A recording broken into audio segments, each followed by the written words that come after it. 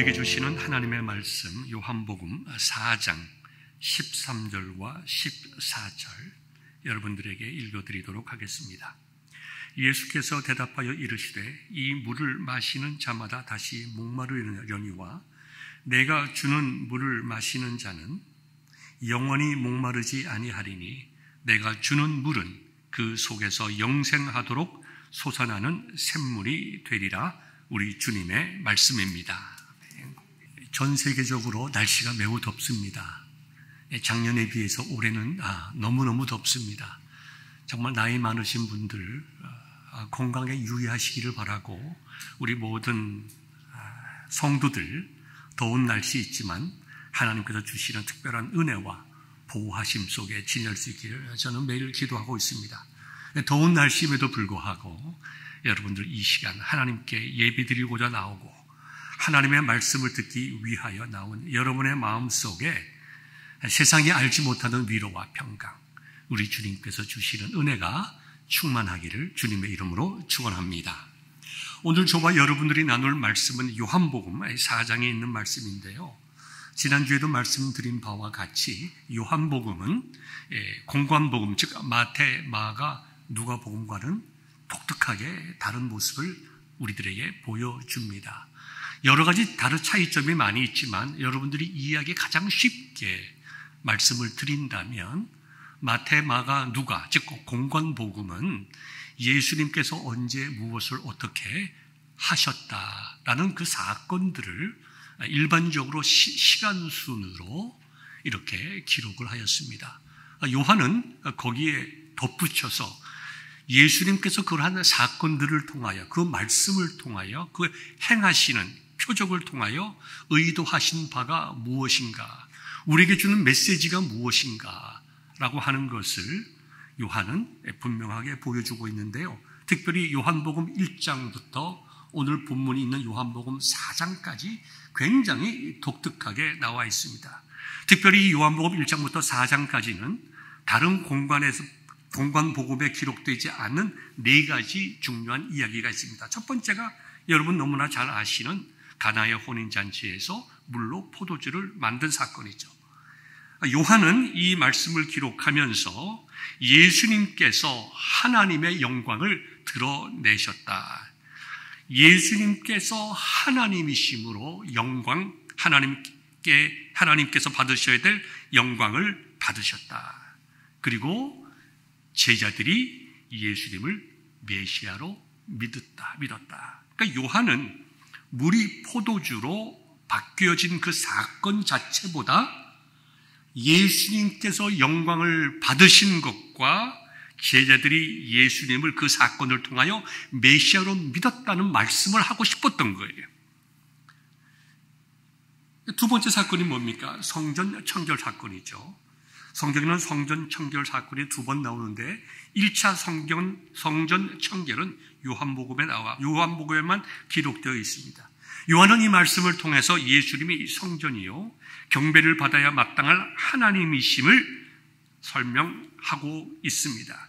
특별히 예수님께서 예루살렘 성전을 헐면 내가 사흘 동안 내가 지으리라, 다시 세우리라 하신 그 말씀을 제자들이 그 당시에는 이해를 하지 못했지만 예수님께서 죽으시고 부활하신 후에 그 예수님이 곧 성전 되시고 예수님께서 죽으시고 부활하실 것에 대해서 말씀하신 것을 깨달았다고 요한은 기록을 하였습니다.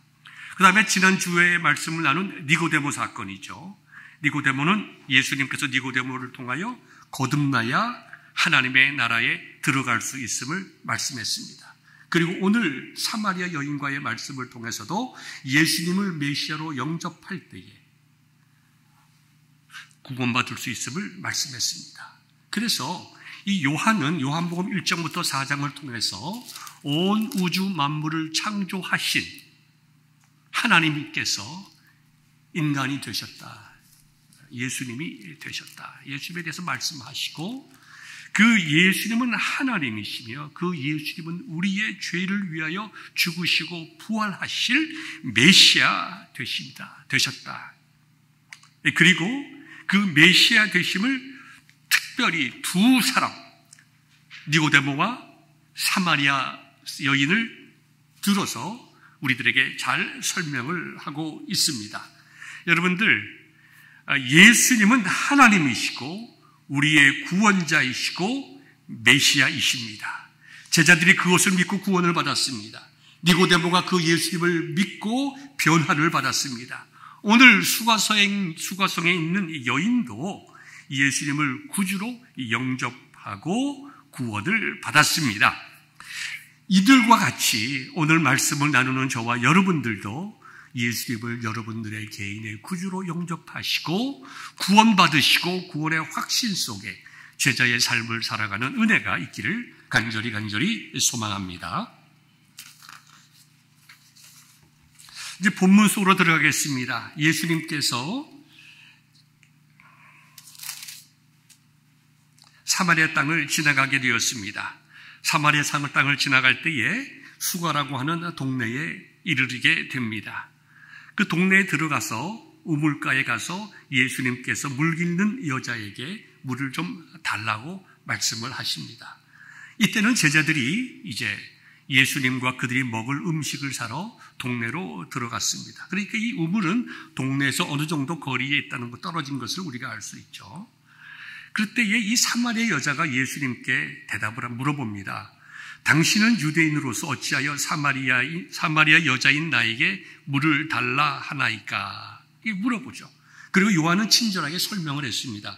이는 이 여인이 예수님께 그와 같이 물어보는 이유는 사마리아인과 유대인과 사마리아인이 서로 상종하지 않았기 때문이다. 이렇게 설명하고 있어요.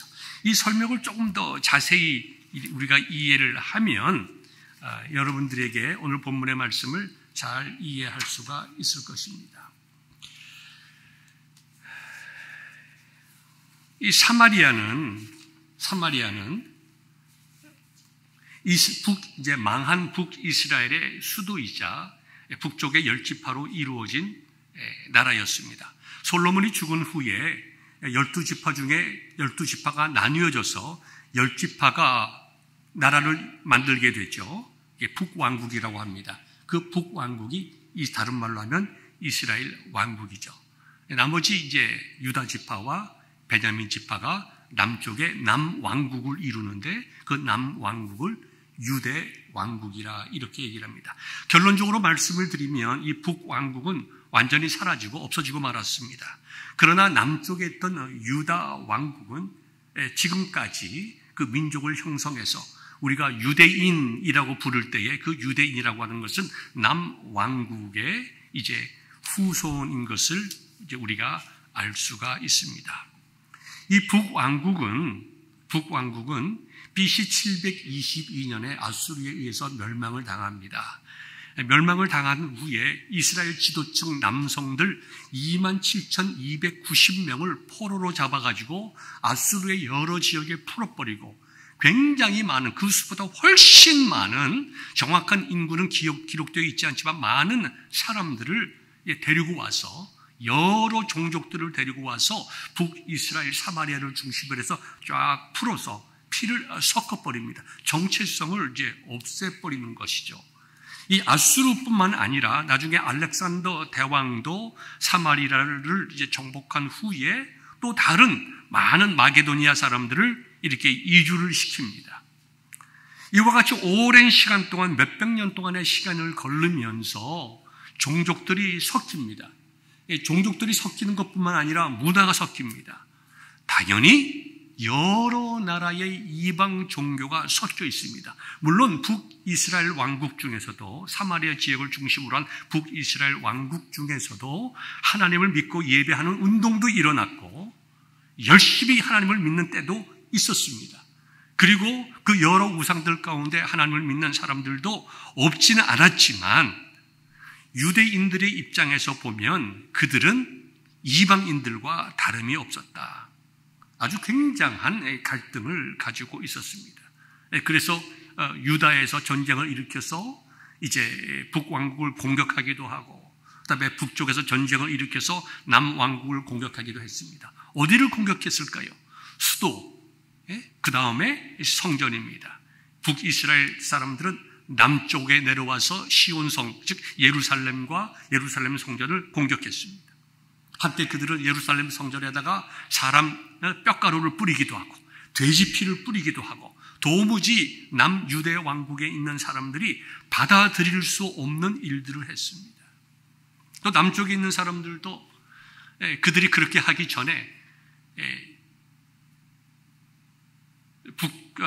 이스라엘을 공격하고 그리심산에 있는 성전을 다 부수기도 했습니다. 이와 같은 일들 때문에 유대인들과 그 다음에 사마리아 사람들은 몇백 년 동안 서로 원수처럼 지내왔습니다. 남쪽에 있는 유다 왕국에 있는 사람들이 예수님 당시에 유다 지역, 즉 예루살렘에 있는 살아가는 사람들이 예수님께서 활동하셨던 갈릴리 지방으로 가기 위해서는 가나안 땅을 지나가면 빨리 갈 수가 있습니다. 그러나 그들 땅을 지나가는 자체가 부정한 일이 되어서 사람들은 이제 세례 요한이 세례를 베풀었고 또 예수님께서 광야에서 시험을 받았던 그쯤 북쪽으로 올라가서 요단강을 건너서 아주 한참 북쪽으로 올라가서 사마리아 땅을 다 지나간 다음에 다시 요단강을 건너가서 북쪽으로 올라가서 갈릴리 지역에 갈 정도로 사람들과의 교류를 갖지 않았습니다. 오늘 본문을 보면 예수님께서 사마리아 여인과 이렇게 대화하는 내용이 나오는데요. 그 당시에 그 유대인들이나 랍비라든가 이런 사람들이 생각하는 여성관에 대해서도 우리가 좀 이해할 필요가 있습니다. 여러분들이 잘 아시는 대로 그 당시에 여성들은 남성만큼 존중받지를 못했습니다. 사람을 셀 때도 계수에 집어넣지 않은 것은 어떻게 보면 제대로 그 존재를 인정하지 않은 것과 마찬가지죠. 랍비들은 심지어 이렇게 생각을 했습니다. 여자와 말을 많이 하는 것은 지혜로운 일이 아니다. 그리고 아내와도 가급적이면 말을 많이 하지 않는 것이 좋은 일이다. 아내와 이 얘기를 하는 건 다른 여자는 말할 것도 없고 아내와 이야기를 하는 것은 아무리 좋게 이야기해도 시간 낭비이며 아내와 이야기를 하는 것은 내가 토라, 즉 모세의 오경을 공부할 수 있는 시간을 빼앗기는 일이므로 정말 지옥에 갈 것을 두려워해야 될 일이다. 그 정도로 여성에 대하여 비하하고 존재 자체를 부정했습니다. 그런데 예수님은 이 사마리아 지역에 들어가서 사마리아 사람들을 만나셨을 뿐만 아니라 거기에 한 여성과도 만나서 아주 오랫동안 말씀을 나누었습니다. 제 기억으로는, 제가 이해하기로는 이 복음서 중에서 예수님께서 특정한 한 사람과의 대화, 그 사건을 이렇게 길게 기록한 사건이 없습니다. 그만큼 요한은 예수님과 수가성에 있는 한 여인과의 대화 내용을 굉장히 깊게 자세하게 많은 신학적인 내용을 포함해서 기록을 하게 되었습니다. 이것은 우리에게 무엇을 의미할까요? 예수님께서 그 여인을 위하여 찾아가셨다는 것입니다. 그 여인을 무시하지 아니하고 여자라고 해서 외면하지 아니하고 그 다음에 사마리아 사람이라고 외면하지 아니하고 니고데모를 만나 주셨던 마음과 동일한 마음으로 그 사마리아 여인을 만나 주셨다는 것입니다. 여러분, 이것이 얼마나 귀하고 아름다운 일인지 모릅니다. 얼마나 귀하고 아름다운 일인지. 여러분, 니고데모하고 사마리아 여인을 한번 비교해 보십시오. 니고데모는 그 당시에 가장 출중한 학자였을 것이고 율법가였을 것이고 율법을 잘 지킨다고 생각한 바리새인이었을 것이고 정말 그 많은 잘못된 바리새인들도 많이 있었지만 적어도 경건하고 정말 하나님을 바르게 믿는 그러한 정말 예수님으로부터 책망받지 아니할 정도의 바리새인이었다 이거죠. 그는 사회적으로도 사내들인 공회원의 회원으로서 그는 촉망받는 그와 같은 위대한 존경받는 사람이었고 사회적으로도 인정받고 많은 부를 가진 사람입니다. 우리가 사용할 수 있는 모든 정말 칭찬과 존경을 표현해도 부족하지 않을 만큼 그런 귀한 분이었습니다. 그러나 오늘 저와 여러분들이 나눌 이 수가성의 여인을 보면 여러분은 내용을 잘 아시겠지만 어떤 여인이었습니까? 여섯 남편과 살아가는 여인이었습니다. 얼마나 힘들었겠어요? 얼마나 고통스럽고 괴로운 인생을 살아가고 있었겠습니까? 사람들로부터 손가락질 받고 상대 안 해주고 외면당하고 요즘 말로 하면 왕따를 당하고 그래서 사람들 만나기도 부끄럽고 민망하고 만나고 싶지도 않아서 남들은 다 쉬는 그 낮 12시 정오에 물을 길러 가야만 하는 정말 세상적으로 볼 때에 참 안타깝기도 하고 좀 나쁘게 생각하면 사람 취급을 받지 못할 그러한 인생을 살아가는 여인이었다 이거죠. 그러니 니고데모와 비교해 볼 때에 그 사회적인 위치라든가 모든 삶이라든가 사회적인 평판이라든가 당연히 가난했겠죠. 누리는 그 모든 것으로 볼 때 비교될 수가 없는 거예요. 그런데 다른 공관복음에 기록되지 아니한 이 두 사건을 요한이 이어서 우리에게 보여주는 것은 왜 그럴까요? 예수님의 십자가의 복음은 모든 사람에게 남녀, 노소, 가진 자, 없는 자, 배운 자, 못 배운 자, 인종과 그 모든 언어와 문화를 다 뛰어넘고 모든 사람에게 주시는 생명의 복음이라고 하는 것을 요한은 강조하고 있는 것입니다. 예수님께서 니고데모에게 말씀하신 것처럼 하나님이 세상을 이처럼 사랑하사 독생자를 주셨으니 이는 그를 믿는 자마다 어떻게 해요? 멸망하지 않고 영생을 얻게 하려 하십니다. 이 메시지를 니고데모에게도 직접적으로 말씀하시고 물론 다른 방법이었지만 여인에게도 말씀하셨습니다. 이와 같은 예수님이 만나주시고 예수님이 찾아가 주시는 은혜가 오늘 저와 여러분들에게도 분명히 있기를 원합니다. 우리가 이사야서를 바라보게 되면 이사야서 55장이죠. 너희는 여호와를 만날 만한 때에 찾으라. 가까이 계실 때에 그를 부르라 그랬습니다. 악인은 그의 길을, 불의한 자는 그의 생각을 버리고 여호와께로 돌아오라. 그리하면 그가 긍휼히 여기시리라. 우리 하나님께로 돌아오라. 그가 너그럽게 용서하시리라. 얼마나 귀하고 아름다운 말씀입니까? 여러분의 마음속에 내가 하나님 앞에 나아가는 것이 힘들고 어렵다고 생각이 드시는 분들이 있습니까? 여러분들이 나 같은 죄인이 무슨 예수님을 믿고 천국에 가는가 생각드는 분들이 있습니까? 하나님께서는 예레미야서 29장 11절부터 13절까지에 이렇게 말씀하셨어요. 여호와의 말씀이니라. 너희를 향한 나의 생각을 내가 아나니 평안이요 재앙이 아니니라. 너희에게 미래와 희망을 주는 것이니라. 너희가 내게 부르짖으며 내게 와서 기도하면 내가 너희들의 기도를 들을 것이요 너희가 온 마음으로 나를 구하면 나를 찾을 것이요 나를 만나리라. 14절에 보니까 이것은 여호와의 말씀이니라. 나는 너희들을 만날 것이며 이렇게 말씀하셨어요. 포로된 이스라엘 민족들에게 소망의 말씀을 주는 거예요. 오늘 살아가는 저와 여러분들에게도 동일하게 말씀해 주고 계시는 거예요. 하나님을 찾는 자, 하나님을 믿는 자, 하나님 앞에 나아가는 자, 분명히 하나님께서 만나 주십니다. 우리 주님께서 만나 주십니다.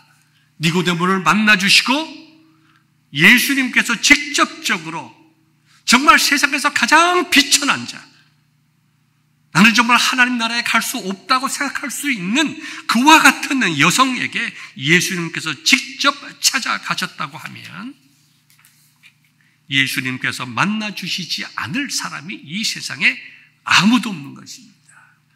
우리가 살아가면서 구원의 문제이든지 우리의 삶의 문제이든지 분명하게 예수님께 나아가면, 또 예수님께서 우리에게 찾아오셔서 우리의 마음을 두드릴 때에 우리가 그 마음의 문을 열면 우리 주님께서는 반드시 우리를 만나 주십니다.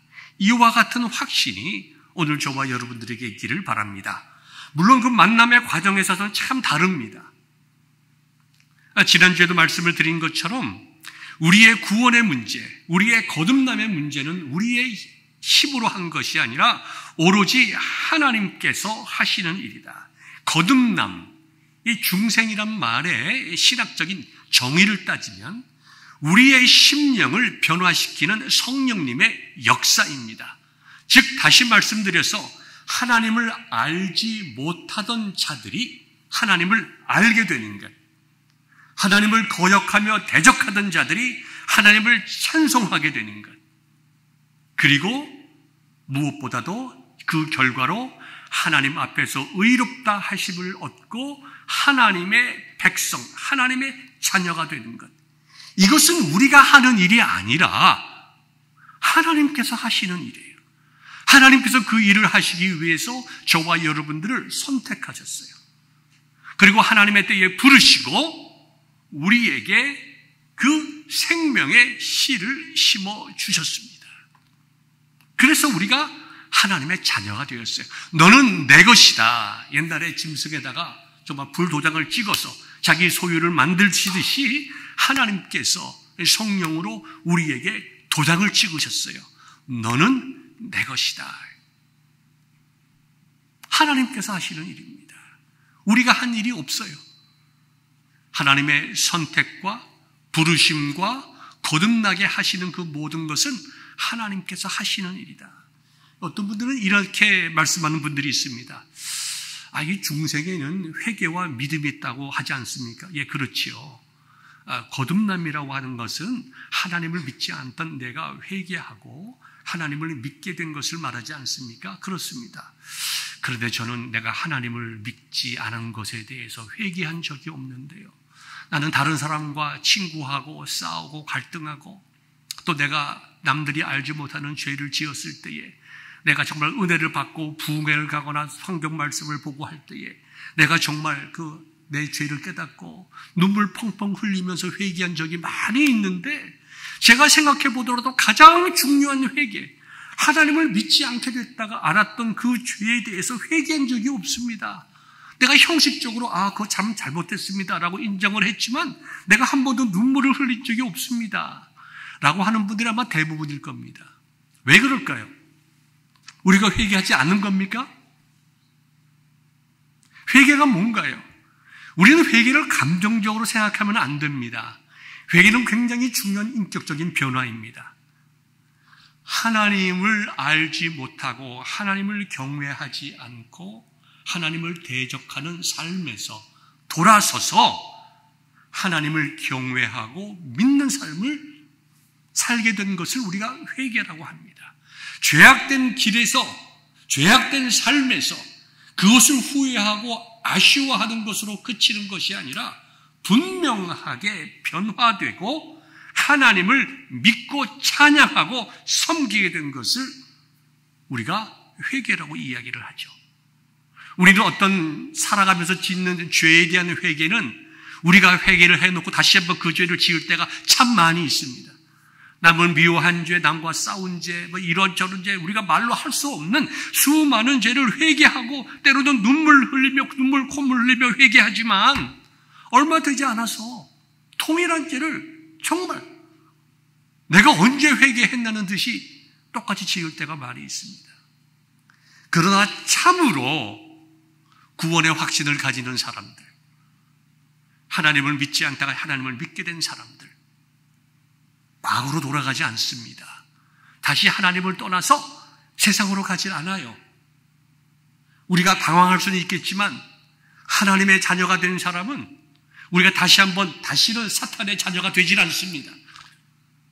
우리가 그런 생각이 들지도 않을 뿐더러 그것이 얼마나 잘못된 일이라는 것을 알고 확신하기 때문에 그러한 길을 가지 않을 뿐더러 하나님께서 저와 여러분들을 자녀로 삼으셨기에 너는 내 것이라고 삼으셨기에 하나님께서 우리를 붙잡고 계시기 때문에 결코 우리는 과거로 돌아가지 않는다. 다르게 표현하면 저와 여러분들의 구원이라고 하는 것은 하나님에 의하여 보장되어 있다는 것입니다. 그래서 내가 하나님 믿지 않던 것에 대해서 눈물 콧물 내가 회개하지 않았다라는 것에 대해서 마음에 부담 갖는 분 없기를 바랍니다. 내가 하나님께 대한 참된 신앙을 고백했다면 그것이야말로 일생일대에 가장 중요하고 가장 아름다우며 다시는 돌아가지 않을 확실한 회개다.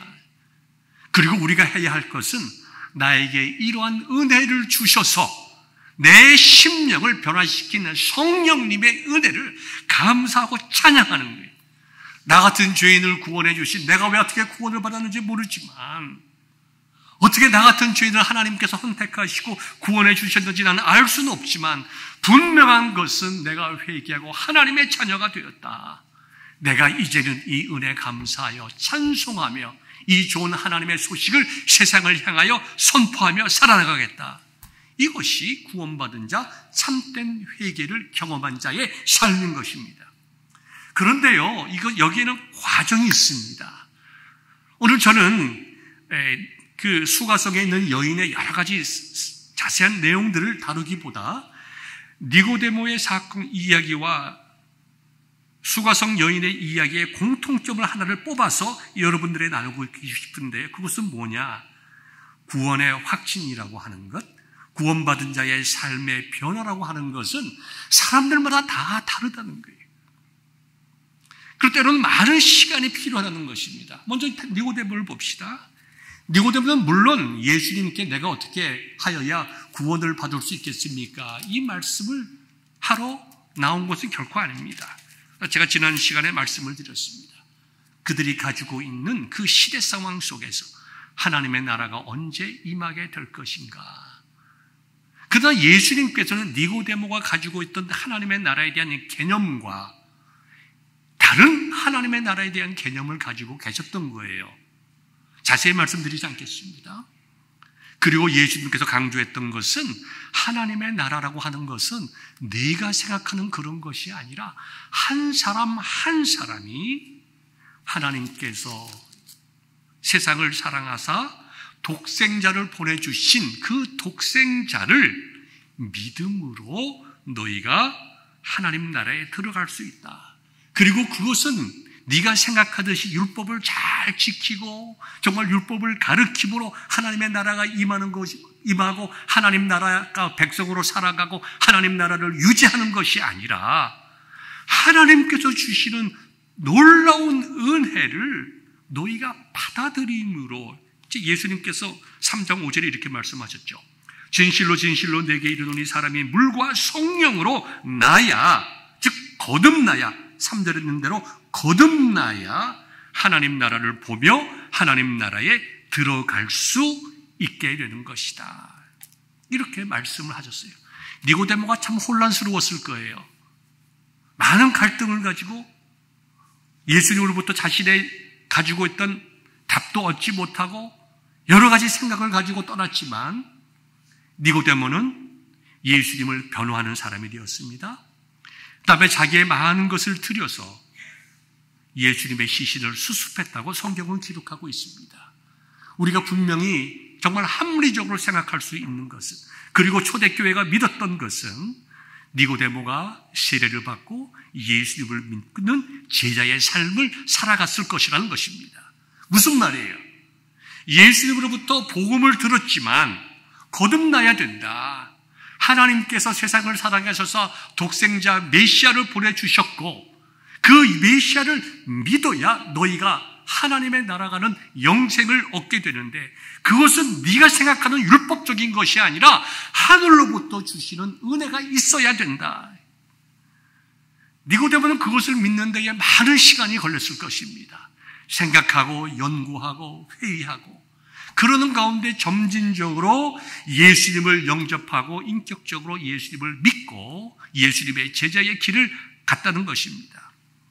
교회 안에는 구원의 확신이 없는 분들이 많이 있습니다. 말은 안 하시지만 많이 있어요. 여러분, 그런 분들이 이 자리에 있다고 그러면 너무 마음속에 부끄러워하거나 아니면 나는 정말 천국까지 못할까 두려워하지 않기를 바랍니다.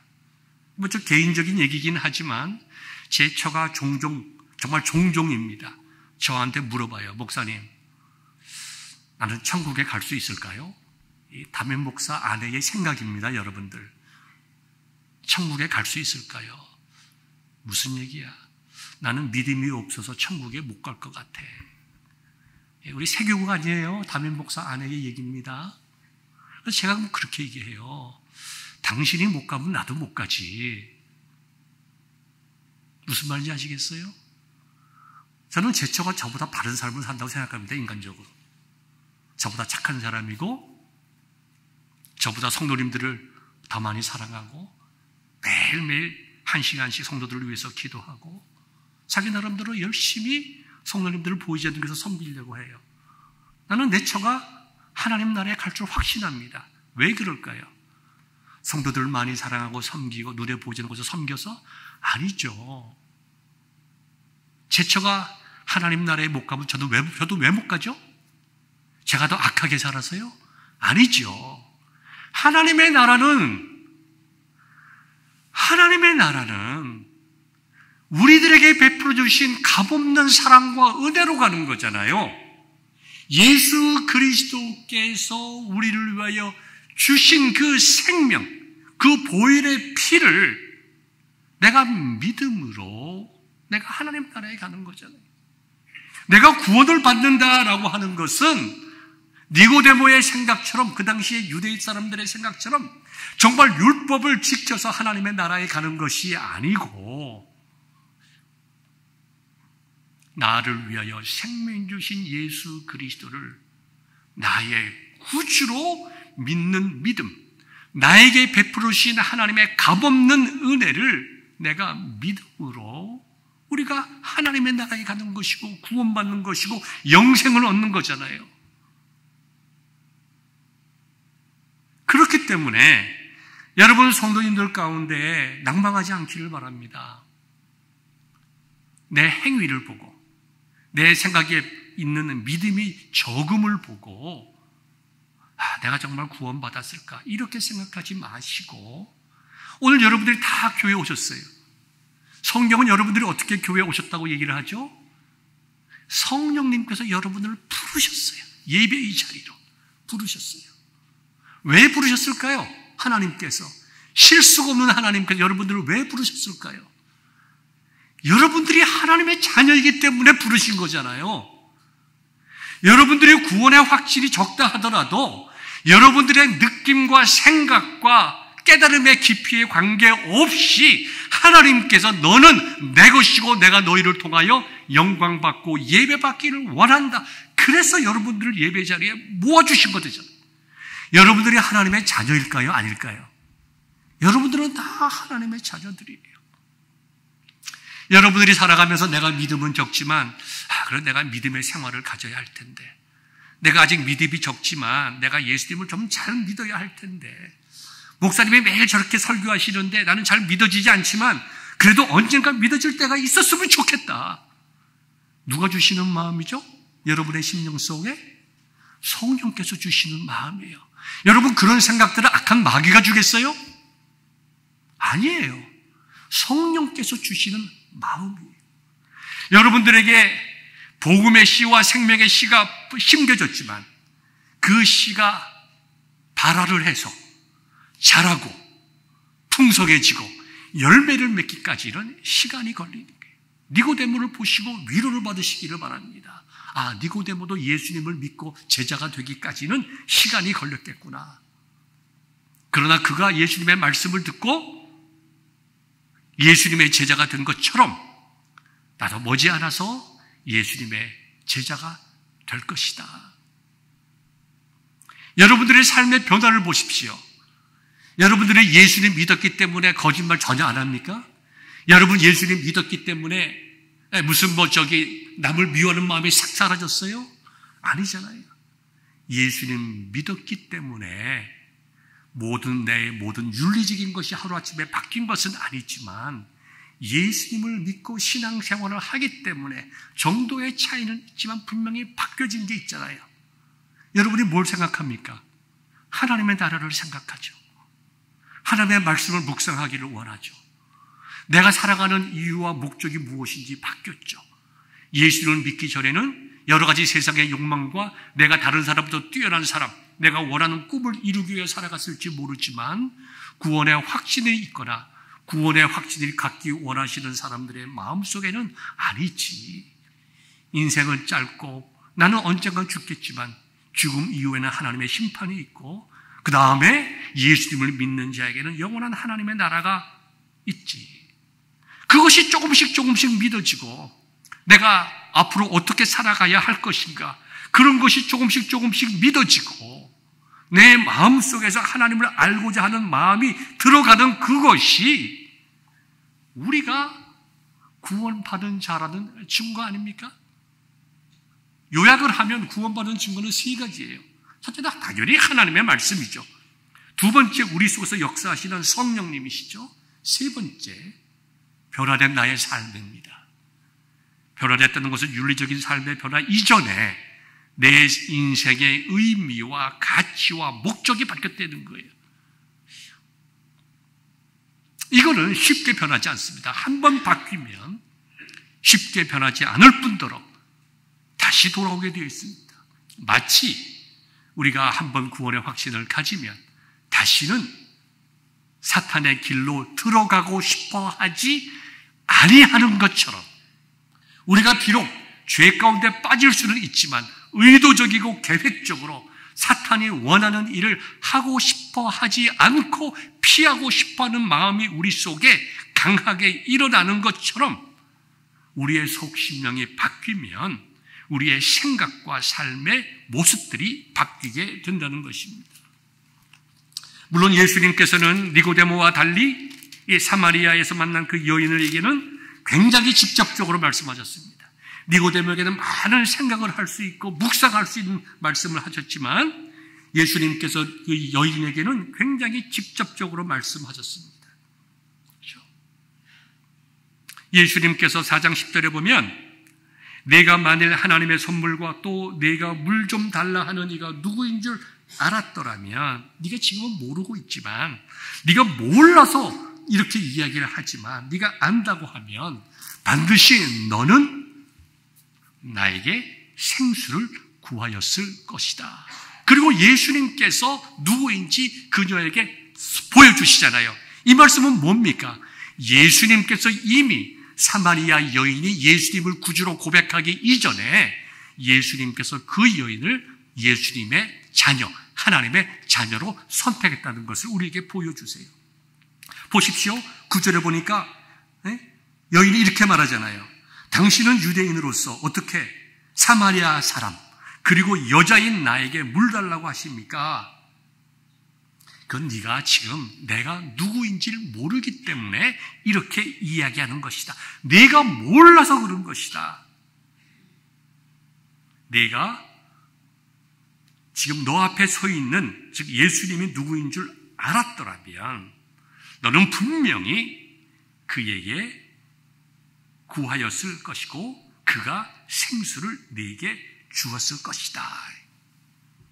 예수님의 말씀하신 대로 여인은 예수님에게 생수를 구하였습니다. 생수라고 하는 것은 단순한 물을 의미하고 시원한 물, 솟아나는 샘물의 물만 의미하는 것이 아니고 구원과 메시아를 상징하는 것입니다. 스가랴서 14장 8절을 보면 에스겔서 47장 9절 종합해서 보면 생수가 예루살렘에서 솟아나서 흐르게 될 때 바로 그때가 하나님의 나라가 회복되는 거예요. 생수가 예루살렘에서 솟아나서 흐르게 될 때 이사야서 12장 3절과 또 55장 1절을 보면 이 하나님께서 그들에게 생수를 줄 때에 하나님의 백성들이 줄이거나 목마르지 아니할 것이다. 이사야서 49장 10절이죠. 그러면서 초대를 하죠. 오호라 너희 모든 목마른 자들아 물로 나오라. 그리하면 너희 영혼이 살리라. 이사야서 55장 1절에 있는 말씀이죠. 1절부터 3절까지 있는 말씀을 줄여서 여러분들에게 말씀을 드렸습니다. 그래서 이 생수라고 하는 것은 메마른 지역에 살아가는 사람들에게는 일차적으로 생명과도 고친 것이지만 예수님과 대화하는 이 여인의 마음속에도 생수라고 하는 것에 대한 의미는 곧 메시아의 강림을 의미하는 거예요. 그래서 오늘 본문에 있는 말씀대로 그 여인에게 말합니다. 이 물을 마시는 자마다 다시 목마르려니와 내가 주는 물을 마시는 자는 영원히 목마르지 아니하리니 내가 주는 물은 그 속에서 영생하도록 솟아나는 샘물이 되리라. 이렇게 말씀하시면서 예수님께서 자신이 메시아이심을 말하고 있는 것입니다. 내가 메시아니라. 예수께서 이르시되 내게 말하는 내가 그라 곧 메시아라고 요한복음 4장 26절에서 말씀을 하고 이 여인이 그 예수님의 말씀을 듣고 그 예수님을 깨닫고 예수님을 믿고 나가서 외치게 되었습니다. 여러분 보십시오. 이 사마리아 여인이 예수님에 대해서 얼만큼 많이 알았겠어요? 지금 우리가 예수님에서 아는 것만큼 알았을까요? 결코 아니죠. 예수님이 죽으시고 부활하신 삼위일체 되시는 하나님, 예수님이 완전한 하나님이시고 완전한 인간이시고 그런 것들에 대해서 이해를 할 수 없고 예수님께서 그런 것들을 말씀하지도 않으셨어요. 그러나 예수님께서 분명하게 말씀하신 것은 너희들이 지금까지 기다리고 고대하는 메시아가 바로 나다. 바로 나다라고 얘기할 때에 그 여인이 그 예수님을 믿었다는 거예요. 단순하게 믿었다는 거예요. 니고데모는 시간이 많이 걸렸지만 그 여인은 믿었다는 거예요. 그럼 오늘을 살아가는 우리들에게 주시는 메시지는 뭡니까? 우리가 어떻게 구원을 얻을 수가 있어요? 하나님의 말씀을 통해서 구원의 진리를 발견하는 거예요. 우리에게 그 사마리아 여인에게 서서 말씀하시던 그 예수님의 말씀을 듣고 믿었던 것처럼 우리에게 주신 이 하나님의 말씀을 성령께서 우리의 마음속에 심어주실 때에 그 말씀을 하나님의 말씀, 그 말씀에 기록된 예수 그리스도를 내가 믿음으로 우리는 구원을 받는 거예요. 그 믿음의 내용은 여러 가지 있을 수가 있죠. 예수님의 하나님 되심, 여러 가지 우리를 위하여 대속에 죽으시고 부활하신 하나님, 여러 가지 내용들은 많이 있겠지만 근본적으로 니고데모와 그 다음에 사마리아에 있는 그 여성과 오늘을 살아가는 우리들에게 주는 공통된 메시지는 뭡니까? 말씀이신 예수 그리스도. 니고데모와 사마리아 여인에게는 예수님께서 육체적인 모습으로 그들에게 가서 말씀해 주시고 이 시대에는 살아있는 하나님의 말씀인 성경을 성령께서 우리에게 말씀하실 때에 동일하게 2000년 전에 하신 그 말씀을 동일하게 우리가 듣고 깨닫게 성령께서 우리의 심령 속에 역사하실 때에 내가 그 말씀을 진리로 받아들임으로 우리는 구원을 받는 것이다. 생명의 씨가 심어지는 것이다. 그리고 그것이 자라나서 정말 이 여인과 같이 나가서 담대하게 동네에 들어가서 외치는 그 정말 변화된 삶에까지는 사마리아 여인은 짧은 시간에 됐지만 니고데모와 같이 시간이 걸린 것처럼 저와 여러분들이 각자가 한 사람 한 사람이 다 다른 이 구원의 프로세스를 우리가 이 과정을 겪지만 꼭 오늘 기억해야 할 것 하나가 있습니다. 이 자리에 예배드리기 위해 오신 여러분들이 내가 오고 싶어서 온 것이 아니라 성령님께서 하나님께서 나로 하여금 예배의 자리에 오게 하셨다라고 하는 믿음이 여러분에게 있을 때에 그것이 약한 믿음이든 강한 믿음이든 그것이야말로 내가 하나님의 구원받은 백성이다 라고 하는 것을 성령께서 내 심령 속에 깨달아 알게 하시는 것이라고 믿는 은혜가 또 그러한 변화가 날마다 있기를 주님의 이름으로 축원합니다. 기도하겠습니다.